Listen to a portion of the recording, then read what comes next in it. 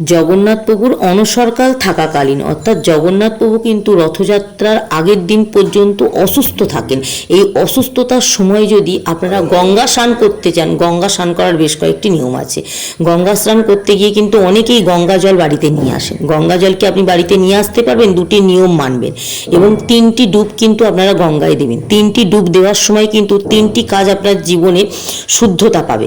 এই 3টি কাজ শুদ্ধতা পাওয়ার জন্য কিন্তু এই একটি মন্ত্রকে 3 বার জপ করতে ভুলবেন না এবং 4টি টোটকা কিন্তু আপনারা এই 15 দিন জগন্নাথ প্রভু অনসরকাল থাকাকালীন প্রতিটা ব্যক্তি যদি এই 4টি টোটকা বাড়িতে পালন করতে পারেন, যা অত্যন্ত শুভ বলে মনে করা হয়, জগন্নাথ প্রভুর আশীর্বাদ কিন্তু আমরা লাভ করতে পারি। আপনারা গঙ্গায় যখন নামবেন তার আগে যদি গঙ্গার পাড়ে গঙ্গা মাটি থাকে সেটাকে গায়ে মাখতে পারেন, এতে কিন্তু পাপ মোচন হয়।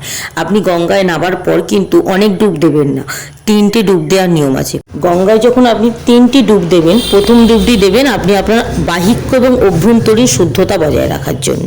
দ্বিতীয় ডুব দিয়ে আপনি দেবেন পিতৃপুরুষদের আত্মার শান্তি কামনার জন্য, তাদের আশীর্বাদ যাতে আমরা লাভ করতে পারি। এবং তৃতীয় ডুবটি হচ্ছে দেবদেবী এবং ঋষিগণদের আশীর্বাদ আমরা যাতে লাভ করতে পারি, তার জন্য এই 3টি ডুব দেওয়ার নিয়ম আছে।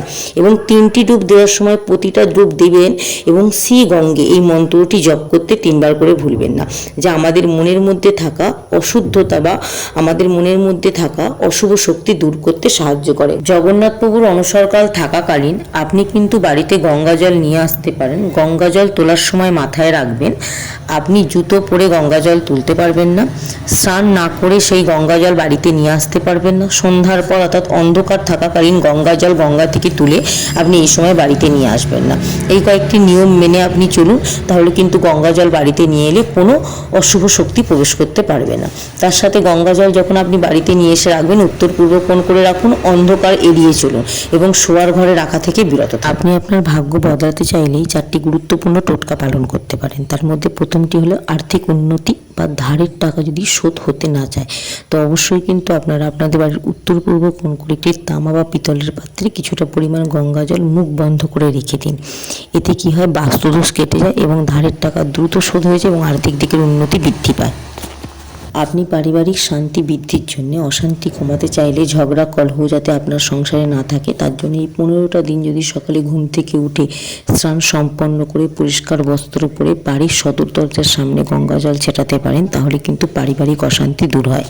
কোনো শিশুর ওপর অশুভ শক্তির প্রভাব থাকলে আপনি কিন্তু একটা তামার পাত্রে কিছুটা পরিমাণ গঙ্গা জল নিয়ে সেই শিশুর মাথার উপর দিয়ে 7 বার ঘুরিয়ে সেই জলটিকে যে কোনো গাছের গোড়ায় ঢেলে দিতে পারেন। প্রতি শনিবার বা মঙ্গলবার সন্ধ্যার সময় পুরো বাড়িতে গঙ্গা জল যদি ছেটাতে পারেন তাহলে কিন্তু আপনার বাড়ির মধ্যে থাকা অশুভ শক্তি বা নেগেটিভ শক্তি দূর হতে বাধ্য।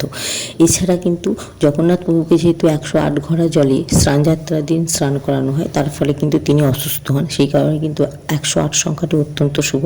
কমেন্ট বক্সে 108 সংখ্যাটি এবং জয় জগন্নাথ দেবের জয় লিখতে ভুলবেন না।